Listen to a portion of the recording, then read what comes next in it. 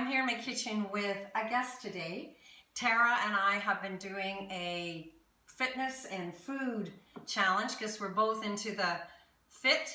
She's a fitness expert, and you know me, I'm into the food, right? So fit, fast, and fun. And fun. It's been a great week. Thank you so much for inviting me to your kitchen. You are so very welcome. It's been really exciting too to put together the recipes and then to see people actually using them. Exactly. And then to get thumbs up from the kids. Yeah. Because, you know, if you're making 3 or 4 different meals, it's just too much work. You know what? It really helped me this week. I have 2 boys, 8 and 10, and I work full time. I commute 2 hours a day. My eldest is in competitive hockey, so I'm always rushing. I'm always on the go. And to come home this week during our Crock-Pot and Crunches challenge and have the Crock-Pot smelling delicious and ready to go with so many amazing recipes, I just want to thank you. It was a really fun week. Oh, well, you're very welcome. It has been, we've only just met recently. I think 6 weeks ago. Just feels about 6 weeks. Feels like forever. We were at a retreat, so I don't know about you, but I want to celebrate this meat. Thank you so much. And this is the soup that we just finished making, one of my kitchen sink recipes. But today I want to show you how to do some pesto. So I invited Tara to be here with me because she has a whole bunch of spinach and parsley left over. And what were you going to do with that? Honestly, I was going to put it in my compost. I didn't know what to do with it. I thought it was going to turn, and it looks like it was turning the next day or two, so I would have probably just composted it. And it was the same thing with some of the other ingredients that I had left over from the challenge this week. I didn't know what to do with the little odds and ends. You love my pesto, and it is so simple to make. Now you can go to my website at www.yourbetterlivingcoach.com. Go to my blog after you have gotten your free report on the #1 simple thing you can do for your health in the morning to really keep your energy going all day. Because working, family, and all the responsibilities that have no matter what age it's that we all lack that energy. We do. And if you want to stay fit, I mean, being fit is really important because it will help with the energy. That's right. But you are more than what you eat. And that's why I brought Tara in here, because the fitness part, we're just going to make a freaking awesome team. It's so important. Even if you can get 30 minutes in a day, I highly encourage it. It's so important. I know you do a lot of hiking and so on. It doesn't always have to be hardcore working out and cardio. You can just take a nice walk. And also that time is for you. 30 minutes a day is for you. So I really encourage it. I have a confession to make, Tara. What? I didn't do the burpees. I know that. That's okay. I'm all right with that. I had 5 different workouts throughout the week, and the idea was that you could customize it. You could select some of the exercises that worked for you, and you revealed to me that you didn't do them, and that's okay. And I didn't do them for a reason, because doing burpees in the morning or even at night with fibromyalgia, not a good idea. Not a great idea. So I ended up going for a wonderful fall hike in the Gatineau Hills, and it was absolutely glorious. It wasn't just good for my body. It's real good for the soul. It is good for the soul, isn't it? So can I entice you to start my new challenge tomorrow, the Core de Force? Absolutely. Do you want to hear about it? I want to hear about it. Okay. So Core de Force is being launched tomorrow. It's an MMA style inspired workout. It's actually a sneak peek tomorrow. The official launch is November 1st. So if you're interested, you can check out my page to learn more and join the free group. My name is Tara, T-A-R-A, Sutorius, S-U-T-O-R-I-U-S. And I have a coaching and wellness Facebook like page. So come and check it out and join the free challenge. Let's do the pesto. I'm adding you to the group, Elaine. Hey, woohoo! I guess I'll have now to be on camera. Oh, I did, didn't I? All right, now put me to work for the pesto. Okay, so what we're going to do is I'm simply going to stuff this into and I'm using a smaller food processor because I want it to grab the leaves and not have that high volume spin like I do with my Vitamix. So what I need you to do is I have some garlic here, and I picked up this garlic locally.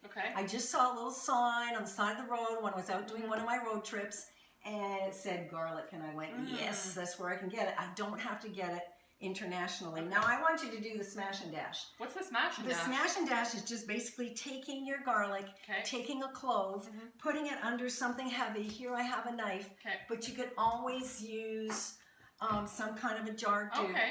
And then just smashing it to remove the outer skin. It makes it really, really easy. I want to cut myself here. No, you And now, won't cut. Elaine, why is this? Oh, that works really well. That's cool. That's good enough. Why is that better than a garlic press? Do you keep more of the essential oils of the garlic in there? I hate cleaning those garlic presses. They are. Is that really simple? Yeah. I mean, they are. You can use them if you want them, if you like to, but how easy was that? No, it was very simple. Okay, so I'm just going to throw it in. A couple of garlic cloves. Okay.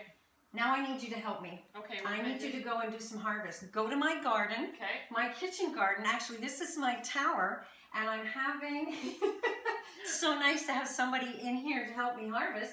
She's going to be harvesting off some basil that's ready to process, and I'm just going to pop that into my food processor and process it down. It has been growing there all summer, actually. I brought it in from outside as soon as it started to be cold. Basil does not like to be cold, so don't store your basil in the fridge. Really? Yes, because it will turn the leaves black. I noticed and they really go like, whoa, that's not too appetizing, right? Is that enough, Elaine, or do you want to get more? That you could do a little bit more on the other side as well. Okay. Some of these guys were getting really long. Look at the nice branches that she's pulling off from there. Do you know that basil actually has stems that look a little bit like bushes? I actually have had basil on my tower for as long as 16 months. Really? Harvesting weekly, and look at smell it. Oh, it smells amazing. Now really this is the kind of thing that you can have in your own kitchen like I do. And I've turned the lights off for today, but you can hear that it's just started. Yeah. It will water itself for about 15 minutes, and that's 15 minutes once an hour. So it's kind of zen. Yeah, it is. It's beautiful. And what do you grow on there? I see a lot of different things. During the winter, I love to grow mostly herbs and greens. So there's kale on there. There is Swiss chard on there. Wonderful. There's some bok choy on there. And then I actually have, if you go back over and point to it, because I'm kind of tied to the speaker. The little green beans? Yeah, I have some little green beans on there. So how fun is that? So and that's all growing inside. Now they are on lights. Okay. I do have them on lights inside when it's inside. Okay. But when it goes outside, I just throw it on the balcony and the sunshine does the rest. And it does have to have sun, by the way. And you can get smaller versions as well, Elaine mentioned. You have an extra tall one because you're the food guru after all, so you need access to a lot of greens. What I actually did is I popped on a couple more sections on there. Okay. So it stands about 5 feet tall. And depending on your ceilings, like take advantage of the height. Okay. I'm just a real pig, and I just really, if you want to help me strip off the leaves on here, it's just basically strip off and pop in. Okay. Because I don't want to put the very tough stems in. No. But what I will do with those stems is I'm going to tuck them in a freezer bag that I have in the freezer, so that when I do have leftovers or ends of celery and things like that, even peels, that I pop it directly into that bag and then keep it in the freezer. When I'm ready to make my broths, then I just throw them into the whole thing. And of course I take them all out, you know, the stems out after. You know, that's the thing I've learned from you the most this week is how important it is to use everything. So many of us, you know, want to recycle or we want to compost, we want to do things, but we throw things out before they need to be thrown out. And I am fully admitting that before this week, I didn't know that I could keep so many odds and ends of veggies and stuff. So I really like how you use everything. It not only saves money, but it also just, it tastes good and you're getting, you know, the most use out of all your groceries and your supplies. You're actually getting the dense nutrients that we need. And when I talk about dense nutrients, I'm talking about raw foods as well as cooked foods. Okay. And if you're eating seasonally, this time of the year, I mean, gosh, when you have the harvest, use it for heaven's sakes. Yeah. There's something that you said to me when we first met. And I really loved it. It really gave me the warm and fuzzies as sharing food and what I love so much. But you mentioned something about how it made you feel sitting down to that first meal. I just felt really cared for, and there's nothing more wonderful than that, than sitting down to a good meal that somebody has made with so much love. And it just, it really meant a lot, so thank you. And that's something that we can do every single day, or for as often as you cook, is not to do it mindlessly. To actually do it with joy. With joy. Bring some joy into your... Elaine, what would you say then to people who really dread the kitchen or don't like cooking? I mean, for me, I really love cooking. I'm nowhere near a guru like you. But, I mean, honestly, during the week, when I'm rushing, it is not a joyful thing. That's why the crock pot this time of year, people, is the best way to go. Well, that's where you need to connect with me. Yeah. Because watching what I do, my whole intention is to put the fun back into food. And easy recipes, too. Easy. Yeah. Time-saving, money-saving recipes that everybody's going to love. Yeah. I call myself a real foodist. I've actually studied 100 different dietary theories, and you know what I learned? What?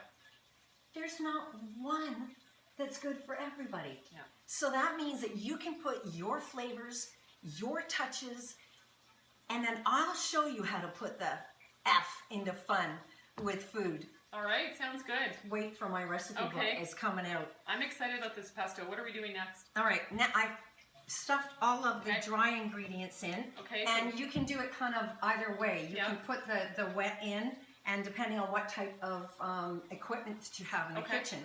I have a couple of different oils here. Okay. This is an olive oil from a local provider, local to us here in the Ottawa area. It's called Cricklewood Farms.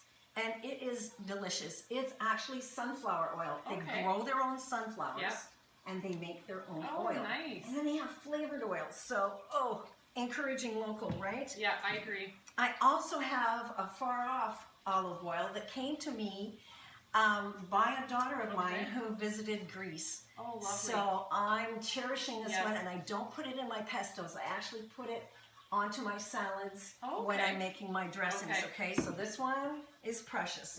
Then I have another oil, and it's called grapeseed oil. You know all the good things that come out of wine, right? Yes. So if you're not doing the wine all that often, which I can't for my own health conditions, then grapeseed oil is flavorless. And it's one of the preferred oils. Now, I'm not here to bash or to tell you what you should or shouldn't do. But this is one of the favorite oils. So, Elaine, you're putting in grapeseed oil and sunflower oil into the pesto. You don't usually use olive oil in your pesto? I can. But just depends on where the olive oil came from and how precious I think it is. Oh, no, I understand.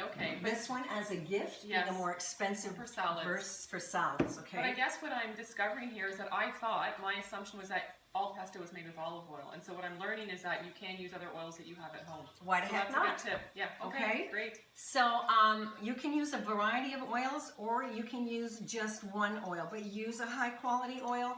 You're not going to, don't pay, you know, exorbitant prices. To put it in a pesto. Right, to put it in a pesto or to use it, you know, everyday cooking. This is fancy. Yes, I understand. Special cooking. Okay. So it means something special. So you kind of did a little bit of a free flow there, which is fine. But for our friends watching, approximately how much oil do you think that You're going to put about a third of a cup of oil in, and I can probably put a little bit more than that in. Now, there's other things that you can pop in there. If you go to my counter on the corner of the stove, I'm going to get her to get a secret ingredient. Okay. So I've got the jar of green seeds here. Espionage. No, I'm going to give you a secret ingredient.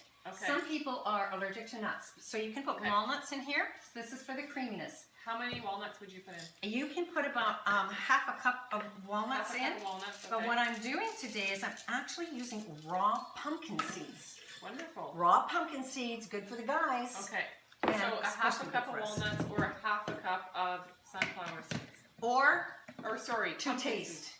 So not to worry about the amounts, because I have it on my website. Okay, great. You're going to go to www.yourbetterlivingcoach.com, and after you get my free report, the number one thing you can do for your health, and it's simple, in the morning, to really see results by afternoon, to give that energy that we need to keep up with our busy lives, then go to my blog, and on my blog, there's recipes on there. Okay, and one of them is my pesto recipe.